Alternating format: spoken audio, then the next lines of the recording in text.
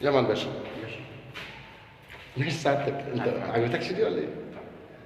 طب اصبر ماشي مع سعادتك.